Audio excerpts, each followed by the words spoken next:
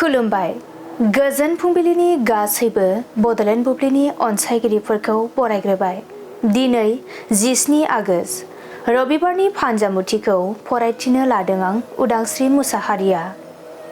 फान्जामुथिनि गिबियाव दं मेष राशि। देहानि बेराम आजारफोरा जाखांफिननो हागौ, जानाय लोंनायाव सांग्रां जानांगोन। बृष राशि। गोबां नाजाथाबनायनि गेजेरजों जाफुंसारनो हागोन, जिउआव जै जागोन। मिथुन राशि। साननायफोरा मोनसेबो जाफुंनाय नङा, गोसोखौ जोबोरैनो गाज्रि मोनगोन। कर्क राशि। बेफार फालांगि खालामोब्ला मुलाम्फा जागोन, गोबां रांखावरि आरजिना लानो हागोन। सिंह राशि। नोंथाङा जिउआव जाफुंसार जानो हागोन, जिउनि गिदिर बान्थाखौ मोनफुंगोन। कन्या राशि। जोबोद गिदिर गोरोन्थि हाबा मावफ्लांनो हागौ, साजा मोननो गिखांनाय फैगोन। तुला राशि। मोजां मोनलायनायनि गेजेराव दावराव दावसि सोमजिनो हागौ, सोमोन्दो नागारलायगोन। वृश्चिक राशि।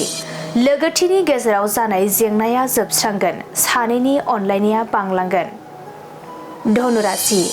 नखराव जानाय जेंनाया जोबस्रांगोन, गोसोखौ जोबोरैनो सान्थि मोनगोन। मकर राशि। नोंथाङा बहाबा दावबायहैयोब्ला खैफोदजों मोगा मोगि जानो हागौ, गाज्रि सान। कुम्भ राशि। समाजनि हाबा मावनो बिबान मोनगोन, समाजाव बयजोंबो मान होजागोन। मीन राशि। थांखिखौ जाफुंहोनो थाखाय गोबां बोलोनि गोनांथि जागोन, नाजाथाबनाय थानांगोन। दिनै सानसेनि राशि फरायथिनायाबो एसेनोसै। आसा खालामो नोंथांनि दिनैनि साना मोजाङै मोजां थांगोन, बेखौ बड'लेण्ड बुब्लि नखरनिफ्राय मिजिंथिबाय।